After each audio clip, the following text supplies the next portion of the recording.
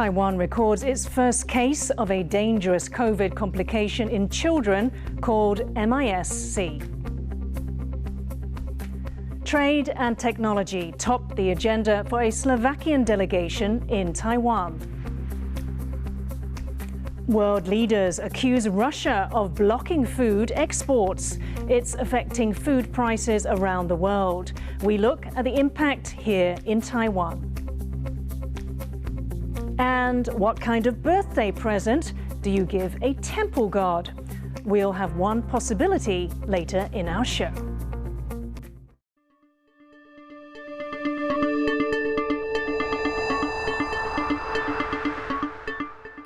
A warm welcome to TaiwanPlus News. I'm Yin Khvat. Taiwan recorded just over 83,000 cases of COVID-19 on Tuesday, although daily infection numbers have fallen in recent days. Taiwan has reported its first case of MIS-C, a serious condition affecting children with COVID. And as John Van Trieste reports, there are also concerns about cases of reinfection. Doctors are warning parents to be on the lookout for 6 weeks after their children recover from COVID. That's after a child who'd recovered from a mild case of COVID in late April took a sudden turn for the worse last week. He had a high fever, diarrhea, swollen lymph nodes, and unstable blood pressure, all signs of a condition called MIS-C, or multisystem inflammatory syndrome in children. It's rare, but it can cause severe inflammation of organs and tissue in children who've had COVID. Doctors identified the syndrome in 2020. Until now, Taiwan had had no cases. It took 4 days of intensive care before the child's condition improved. Doctors say other signs to watch for are rashes and swelling of the hands or feet. They are still unsure what causes MIS-C. 感染呢，可能不晓得为什么，可能引起我们免疫系统发生错乱，发生一个发炎反应，误以为我们身体很多的器官组织 是跟这个细菌呢，或者病毒呢，有一些共通性，那就是攻击我们很多的器官组织发炎。But they do know that vaccination can prevent the syndrome. 最好预防 MIS-C 的方法就是接种疫苗，下降97%。A growing number of people who have had COVID are getting it a second time. Taiwan's Central Epidemic Command Center has recorded over 1,200 cases of reinfection dating back to 2020. 目前2次感染比较常见的症状是发烧。好，那第一次感染最常见的症状是咳嗽。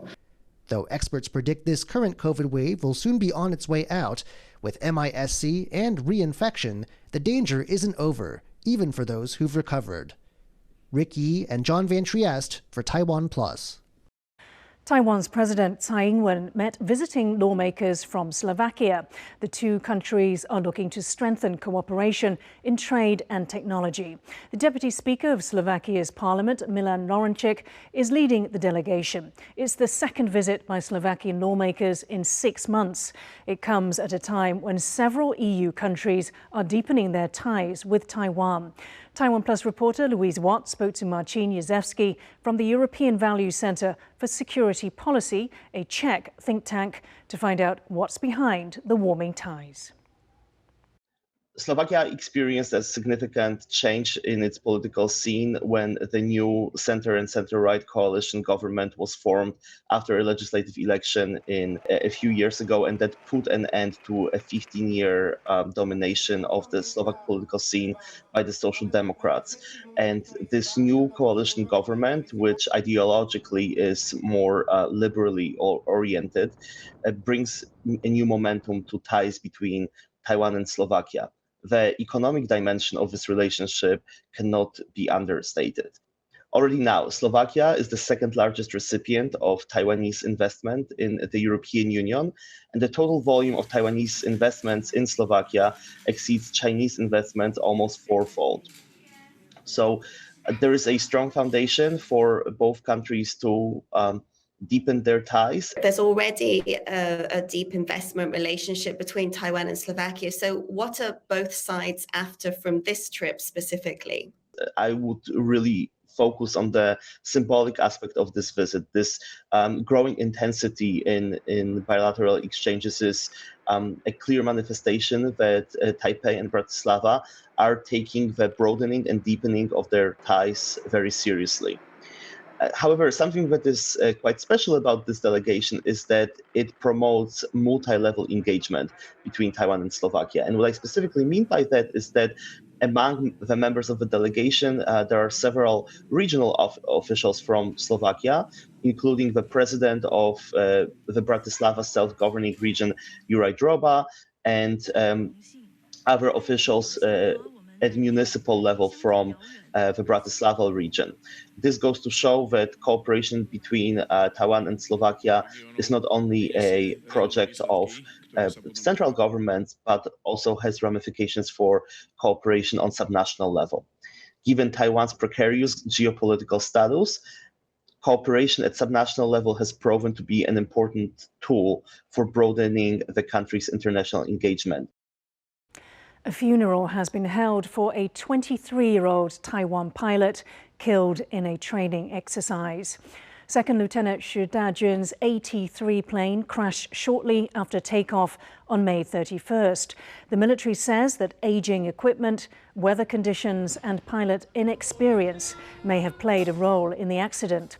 The AT-3s have been in service for decades. President Tsai Ing-wen offered her condolences to Xu's family in the southern city of Kaohsiung. Russia's ambassador to the United Nations stormed out of Monday's Security Council meeting after Moscow was accused of fueling a global food crisis with its invasion of Ukraine. The Eastern European country is known as one of the world's breadbaskets, with major exports in wheat, corn and sunflower oil. And as Bing Wang reports, the invasion has disrupted food supply across the world. Ukraine exports 10% of the world's wheat, making it the 5th largest exporter. The country also exports 15% of the world's corn and 50% of sunflower oil. But Russian warships in the Black Sea have cut off its main export route, the port of Odessa. Now the UN estimates that 20 million tons of grain and wheat are stuck in these containers. At the UN Security Council meeting on Monday, European Council President Charles Michel accused Russia of fueling a global food crisis. The dramatic consequences of Russia's war are spilling over across the globe, and this is driving up food prices, pushing people into poverty and destabilizing entire regions. And Russia is solely responsible for this food crisis. U.S. Secretary of State Antony Blinken also criticized Russia. Russian forces have captured some of Ukraine's most productive farmland. They planted explosives throughout the fields. They've destroyed vital agricultural infrastructure.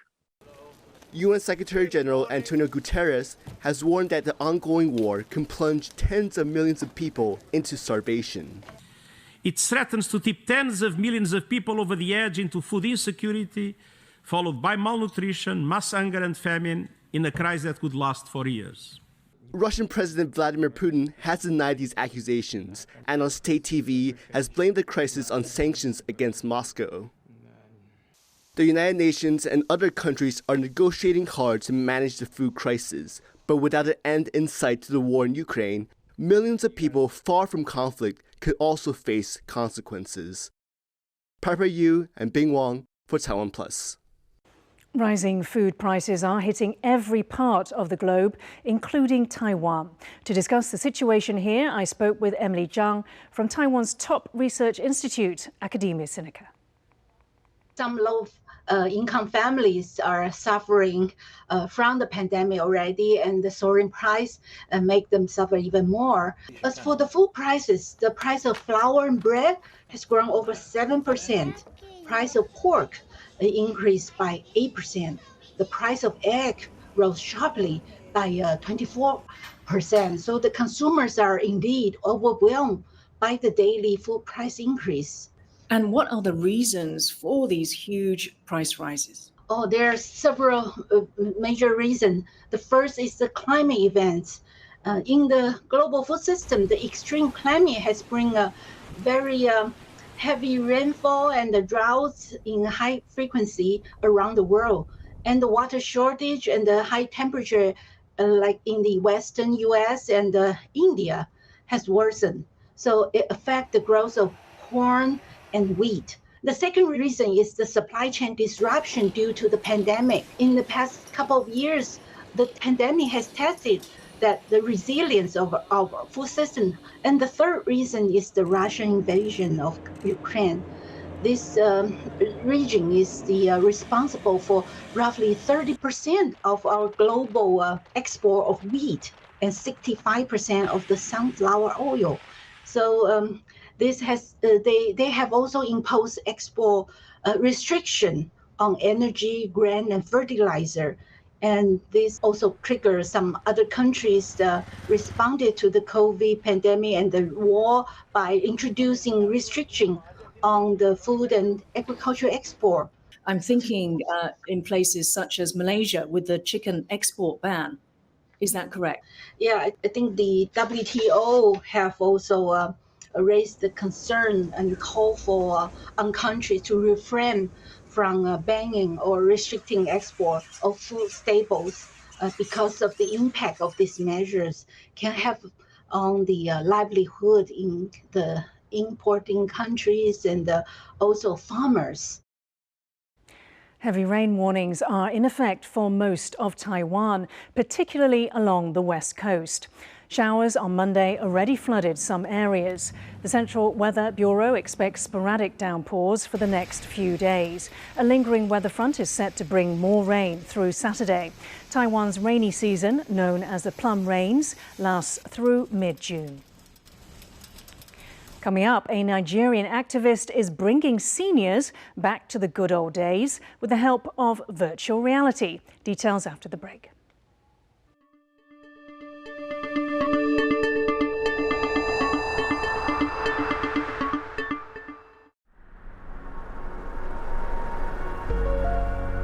What makes this island nation exceptionally punch way above its might? It's the fascinating human stories we heard, plus the greatest movies we saw.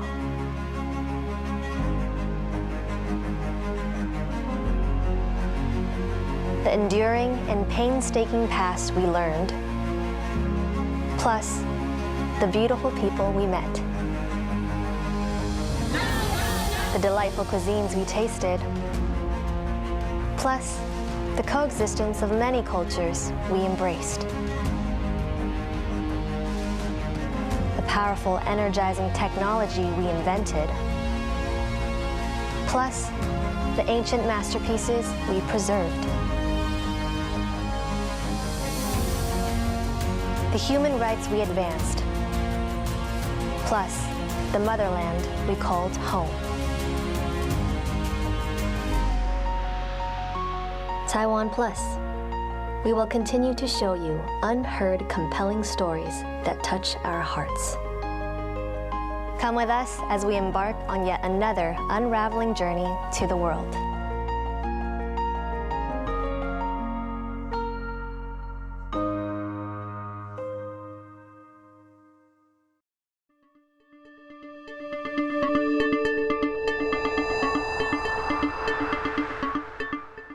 Welcome back. You're watching TaiwanPlus News. China's Foreign Minister Wang Yi has arrived in Kazakhstan for talks with his counterparts across Central Asia. The third China Plus Central Asia Foreign Ministers meeting is part of Wang Yi's 4-day visit to the country. The forum is expected to strengthen Beijing's ties with the region. That's amid fallout from the war in Ukraine and ongoing uncertainties in Afghanistan. To learn more about China's ambitions in Central Asia, our reporter Ryan Ho-Kilpatrick spoke to journalist Stanley Johnny, author of Comrades and Mullahs, a book on the relationship between China and Afghanistan. He began by asking how Beijing is approaching the Taliban government in Kabul.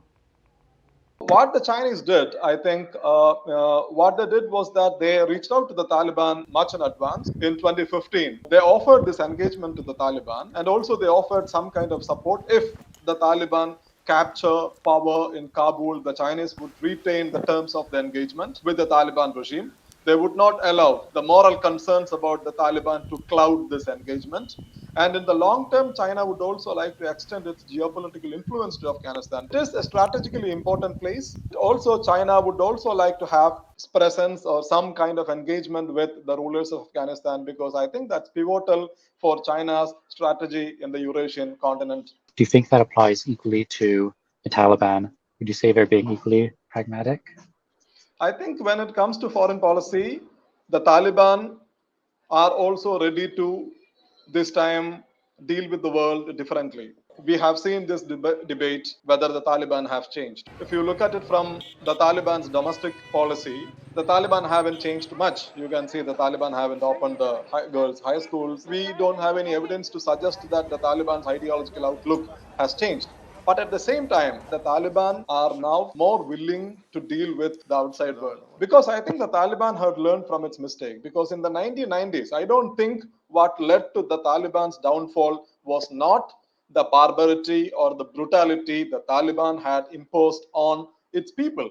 It is because the Taliban's relationship with Al-Qaeda, and Taliban had learned from that mistake. The long-term prospects of the Taliban's power in Afghanistan would depend on its ability to stabilize Afghanistan. The relationship with China, whatever that relationship would be in the future, I think that is pivotal for Afghanistan's or the Taliban's attempt to stabilize Afghanistan's economy. So yes, I think the Taliban are also ready to take a pragmatic line when it comes to engaging with other countries in the region, especially China.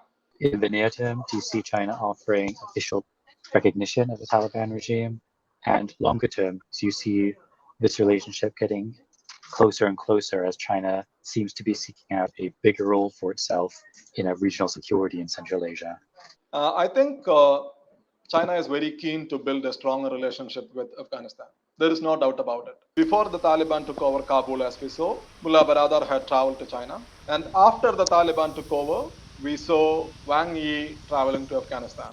But at the same time, the Chinese would also like to wait and see whether the Taliban would be able to stabilize Afghanistan. Now that the Taliban are there, the Chinese would be ready to engage with them. But at the same time, I think the terms of the engagement would be decided by the Taliban's ability to stabilize the country.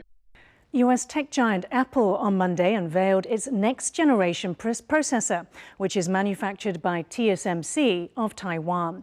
The M2 was revealed at Apple's annual Worldwide Developer Conference held online.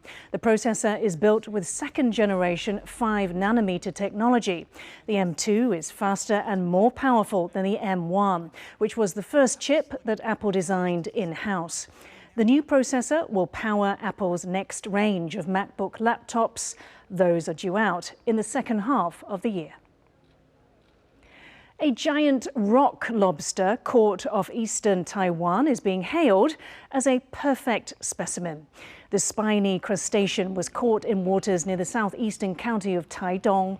It measured about 1 meter in length, including its antennae, and weighed around 3 kilograms. That's about as big as this species of spiny rock lobster can grow in the wild. The specimen, a female carrying eggs, was released back into the sea. The village where it was caught has released about 400 lobsters in the past several years as part of conservation efforts.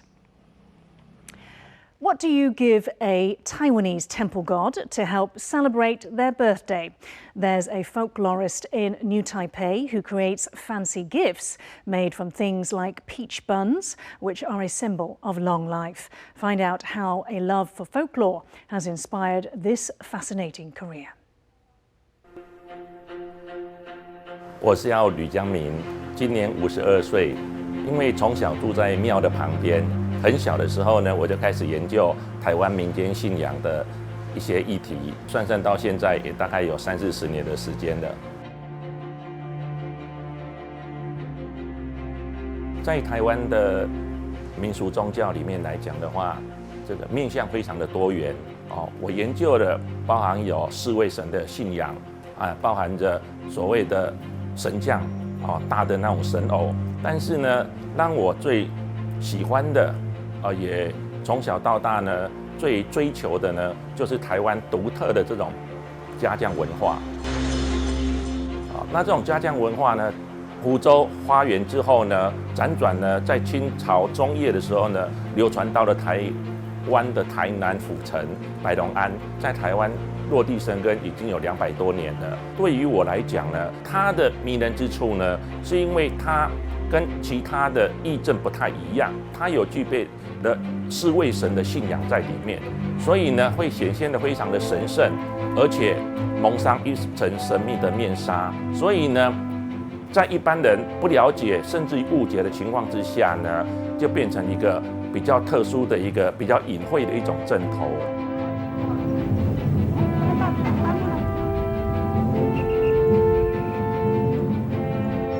在我的研究领域里面呢，最主要的目的呢，我是想帮好一点的团体呢留下一些文化历史资料。那因为在我之前呢，没有人去做过这方面的研究，所以呢，我就很积极的呢，想把全国各地的家将团呢，把它归纳总结，然后把一些呢需要被外众所理解、所认知的，它的一些文化艺术之类的这些美学呢，能够公诸于世啊。透过我的研究呢，让大家能够更了解、更亲近这种台湾特殊的一种家将文化。台湾的神级信仰非常的多元化，在大概民国60、70年代的时候呢，台湾的主神的信仰呢就已经有400多种了。那现在更多，除了从中国大陆原乡移民带来的这种移民信仰之外呢，在台湾自己也衍生了很多新的主神信仰。那么这些主神信仰呢，平常呢我们都在庙里去焚香拜拜，祈求平安。但是到了呢神明的圣诞日呢，我们就会大肆的庆祝，不止庙方要庆祝，我们信徒也想要庆祝。那这个时候呢，信徒呢就可能会买鲜花、素果、贡品，当然也包含着所谓的寿桃或者寿面来祝寿。那么这些寿桃跟寿面呢，因为放在盘子上面就是一盘一盘而已，那后来呢就开始有人呢把它堆起来，像一个柱塔状的，看起来就比较壮观，那开始呢就有一些商人呢会想办法呢把它装饰得很漂亮，比如说装了 LED 灯啊，装了一些捐献者的名字、名条之类的，来让神明知道说这一对寿桃面塔是谁捐献的。那像我自己呢从事这个行业呢，也是因为我在做民间宗教信仰的研究的同时呢，我认识了很多间寺庙，每逢主神圣诞，他就会邀请我去共襄盛举。那这个时候呢，我就会去店家定制一对寿桃面塔，这样送去。